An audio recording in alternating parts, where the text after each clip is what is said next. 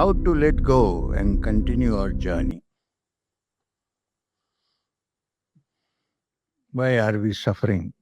Look, it's very simple. The moment you are born into this world, have you seen any baby that is born into the world which laughs first or cries first? Imagine, even Ravan was born, he didn't say ha ha ha.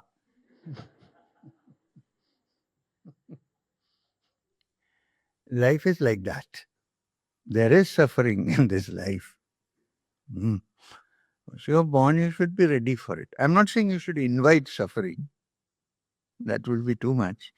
But when there is happiness, there is always the other side behind. You should understand this. Nothing happens without a sacrifice. And sacrifice is suffering. Otherwise, what is the meaning of sacrifice? People suffer to achieve something which is beyond suffering. Sacrifice. So, suffering is part of human life. You need to accept it and find out how to not let it affect your mind. This is spiritual life. Even this yogi suffers physically. He may have a disease. He may be criticized by others. All these things happen, right? But the yogi knows that it means nothing. In this life, you're born. In any case, you're going to die at some point. It's a known fact, right? You ask the life history of any human being, anybody. Oh, he was born very poor, then he worked very hard, then he became very rich. You keep on asking, then he died. Another person was born in a very rich family, he lost everything, became up, and then he died. I mean, there's nothing to be fearful of. It is inevitable.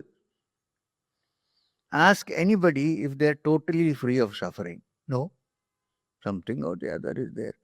So you have to accept it, try your best to be free of as much suffering as possible. But don't forget the fact that it is there somewhere in seed form. Accept that as your friend. दुख तो अपना साथी है. The happiness comes and goes. Then it will lose its sting. When you begin to treat it like that, it will begin to lose its sting.